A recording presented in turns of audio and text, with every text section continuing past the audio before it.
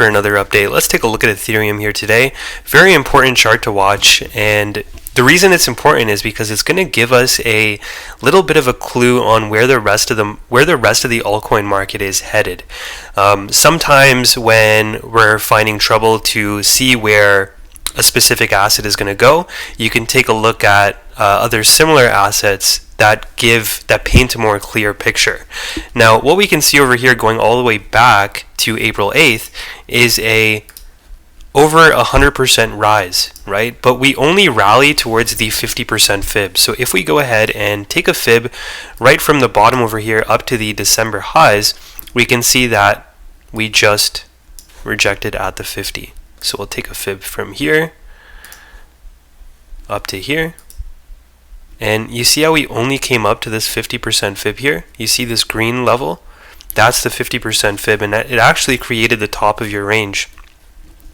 Now, taking a closer look, we can see here that this is clear Wyckoff distribution. You have your preliminary supply right here, and basically it's the last swing high before you have a push into the top of this range. So this actually creates the top of your range, which would be called your buying climax. Then you have an automatic rally to the downside, a secondary test, and then your sign of weakness in phase B. Now your sign of weakness in phase B, it creates the lows of the range. Okay, and then you have a creek up to the top of the range for your UT in phase B. This is your up thrust in phase B.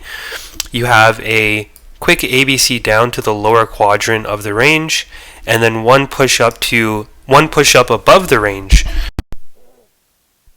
One push up above the range for your up thrust after distribution. So this is actually where the market maker has the most thinking, oh, this is breaking out of these highs, it's going to continue going up and up and up. And all of the pattern traders are saying, oh, this is a bullish ascending triangle, right?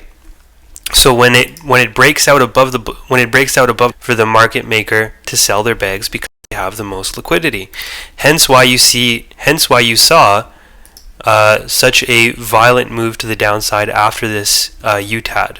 So let me just remove these lines over here.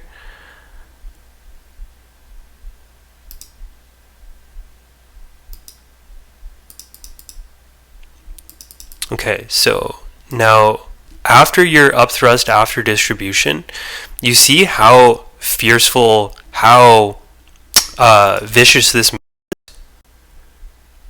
A straight drop down. So every single time we try to break out of this range, we actually fail. And this blue line over here on the chart, that's the 200-day moving average.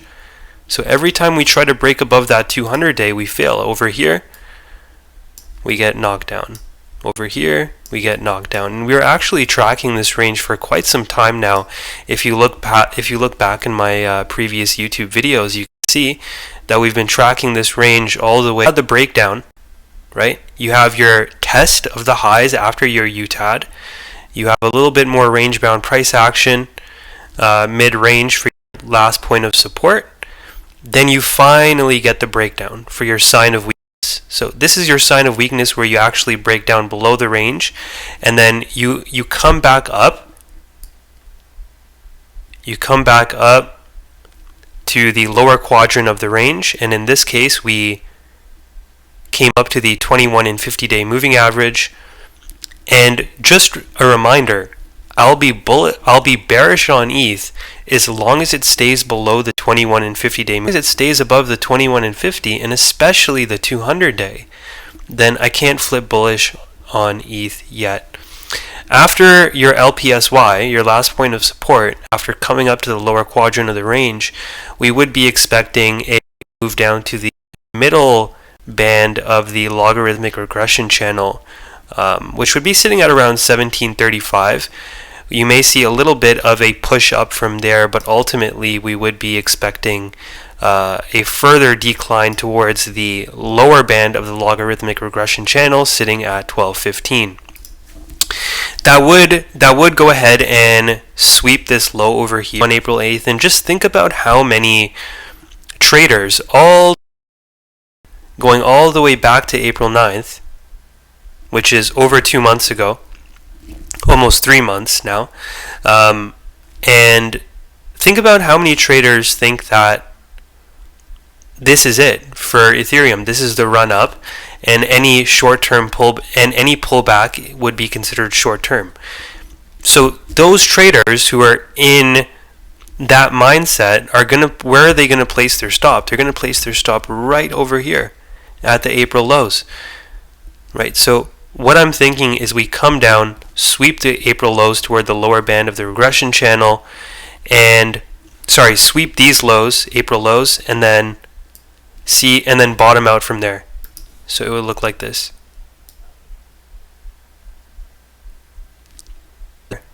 Okay, that's what I'm thinking here for Ethereum, but like I said, as long as we stay below the 21 and 50-day moving average at 25.31 and 25.15, then the bias remains bearish in the medium and short term.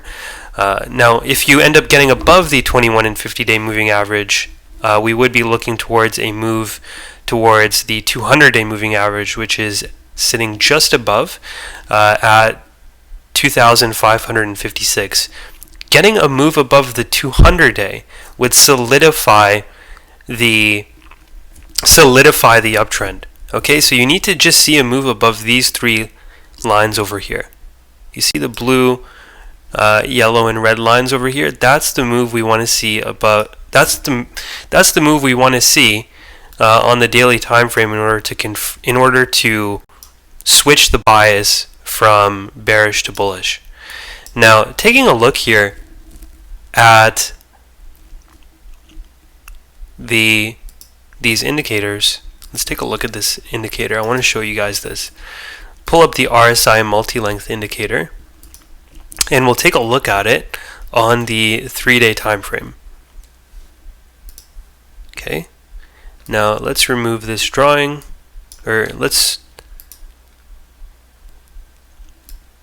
well, actually, what we can do is we can actually take a look at it on another chart here. So we'll take a look at it on this chart because it has a little bit more history, and we can see over here that we have consecutive lower highs on the price, right? These are your equal highs over here, and every single time on the 3-day time frame, it's called the top. So if you look over here,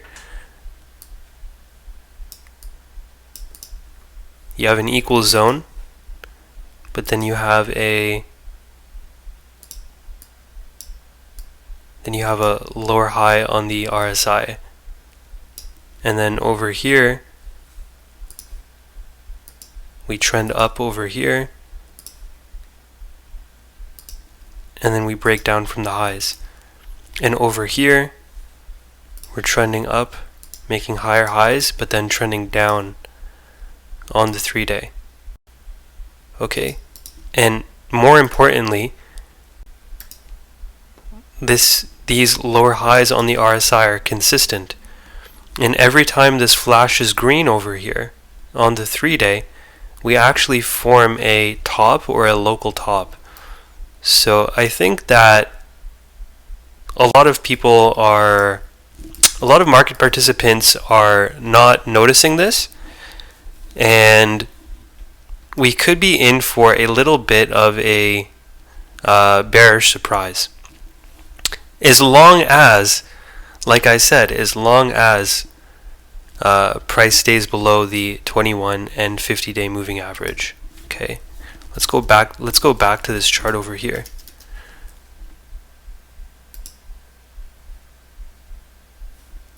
Okay, so this is what I'm thinking here for Ethereum, and you can see that on the 4-hour time frame we are seeing a little bit of a breakdown today.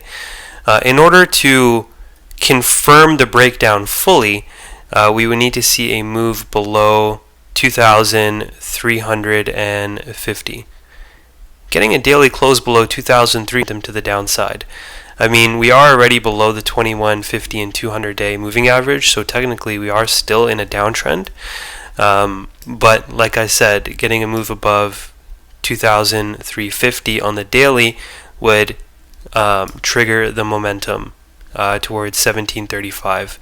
I hope you guys enjoyed the video today. If you guys have any questions at all, please feel free to let me know. Before I end the video, I want to make it known that if you go above this 21 and 50-day moving average, then we would be heading towards $3,000 to $3,500 and above. Okay. Hope you guys enjoyed the video today. If you guys have any questions, please feel free to let me know. And if you love the content, please click the link in the description below to join the Discord, where you can get access to over 350 assets. You guys can ask me any question you want and connect with me one-on-one. Peace out and take it easy. I'll see you guys in the next one.